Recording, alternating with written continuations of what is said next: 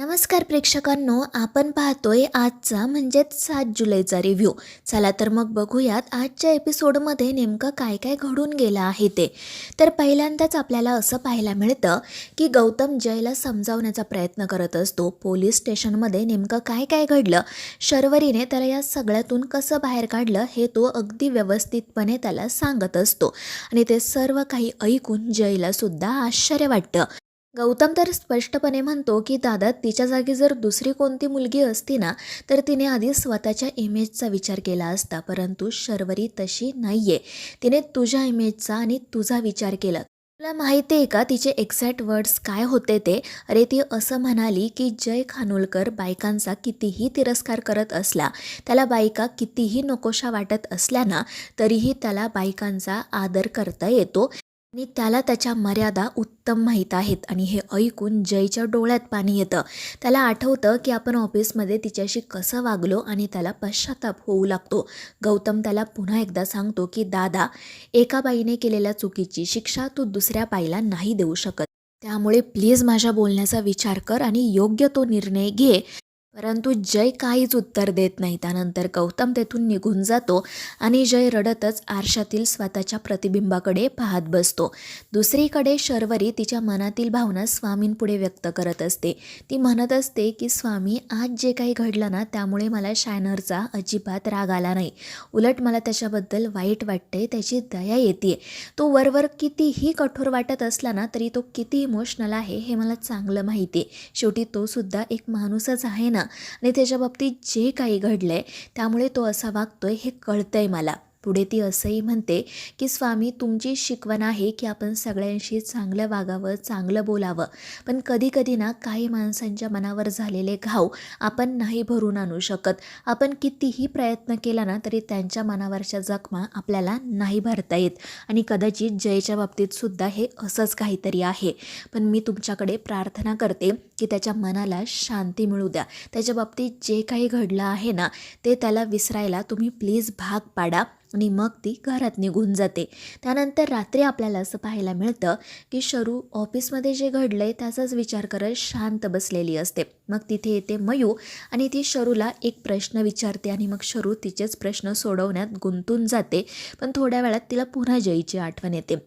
त्यानंतर आपल्याला असं पाहायला मिळतं की सुभाष अस्वस्थपणे अंगणात फेऱ्या मारत असतो. जेव्हा हे पमाच्या लक्षात येतं तेव्हा ती घाबरूनच त्याच्याकडे जाते आणि विचारते की काय हो, काय झालं, तुम्ही इथे अशा का फेऱ्या मारताय?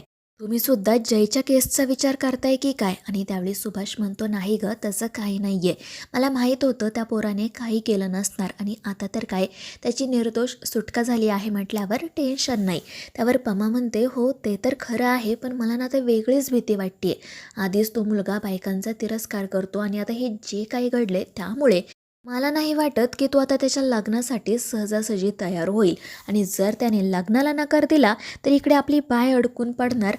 तेजस्विनीताई तिचं आणि गौतम रावांचं काही लग्न होऊ देणार नाही. आणि त्यावेळी सुभाष म्हणतो की अगं पमा, थांब जरा, किती घाई करतेस? याआधी माहिती आहे ना घाई केल्यामुळे काय झाले ते. त्यामुळे थोडीशी शांत राहा. आणि आपल्या मुलीचं वय काय उलटून चाललेलं नाही आहे. होईल तिचंही लग्न. आपण ना थोडा वेळ देऊया जयला सुद्धा आणि गौतमला सुद्धा. आणि त्यावेळी पमा म्हणते की हो ठीक आहे तुमचं, पण मग आता आपण नेमकं काय करायचं? आणि त्यावेळी सुभाष असं म्हणतो की मला ना एकदा गौतमसोबत बोलायचं आहे. तो मुलगा ना त्याच्या भावावर आणि आईवर डिपेंड आहे. त्याला स्वतः 4 पैसे तरी कमवता येत आहेत की नाही देवाच ठाऊक. आणि ते ऐकून पमा म्हणते, हो ना, आपण याबद्दल याआधी विचार केलाच नाही. तर सुभाष म्हणतो, हो पमा, आणि मला आता म्हणूनच काळजी वाटते.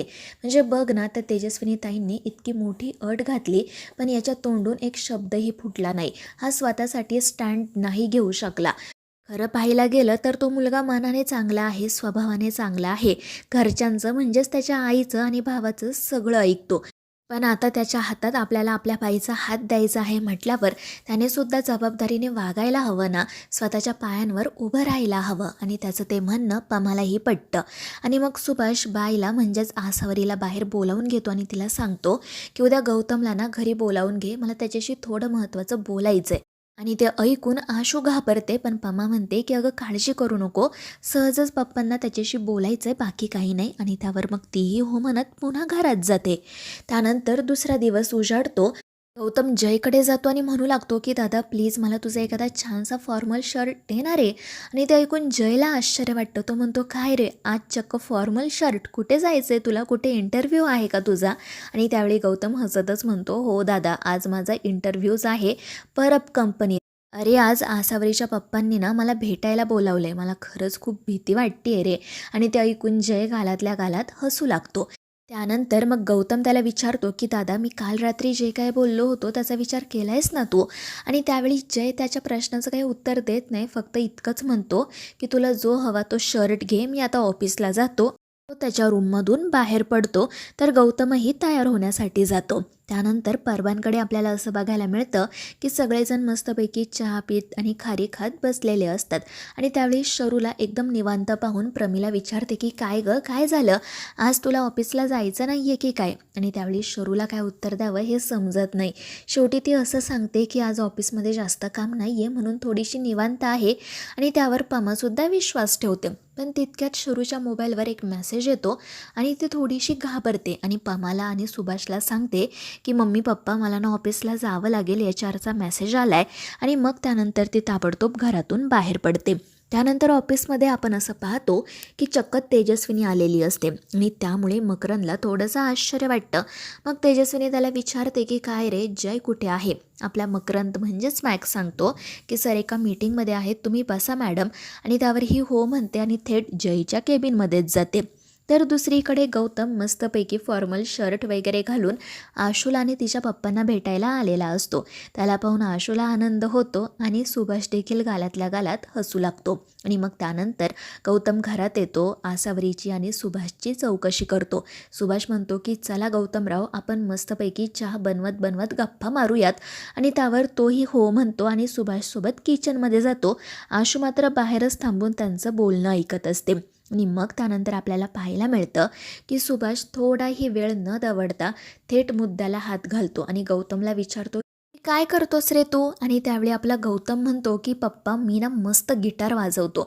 आणि ते ऐकून सुभाषला हसू येतं. तो म्हणतो की ठीक आहे तू छान गिटार वाजवतही असशील, पण मला सांग त्यातून पैसे मिळतात का. आणि त्यावेळी गौतम खाली मान घालूनच नाही म्हणतो. सुभाष त्याला विचारतो की अरे मग पैसे कमावण्यासाठी तू काय करतो.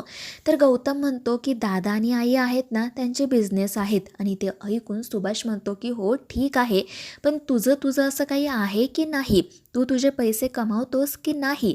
आणि त्यावेळी गौतम म्हणतो नाही पप्पा, मला दादाच पॉकेट मनी देतो. आणि ते ऐकून आसावरीला खूप वाईट वाटतं. तर गौतमला सुद्धा जाणीव होते की काहीतरी चुकतंय. आणि मग त्यानंतर सुभाष अगदी मनमोकळेपणाने त्याला समजवायला सुरुवात करतो. त्याच्या मनात जे काही आहे ते तो न घाबरता गौतम पुढे व्यक्त करत असतो. त्याला म्हणत असतो की गौतम मला सांग उद्या तुझं आणि माझ्या बाईचं लग्न झाल्यावर तुला खरंच असं वाटतं का रे की तुझ्याप्रमाणे तिने सुद्धा तुझ्या आईवर आणि तुझ्या भावावर डिपेंड राहावं. अरे उद्या तू संसार काय या पॉकेट मनीवर करणार आहे का, तुला तुझ्या पायावर उभं राहावंच लागेल ना. आणि त्यावेळी गौतमसुद्धा हो म्हणतो. आसावरीला सुद्धा तिच्या वडिलांचं म्हणणं पटत असतं.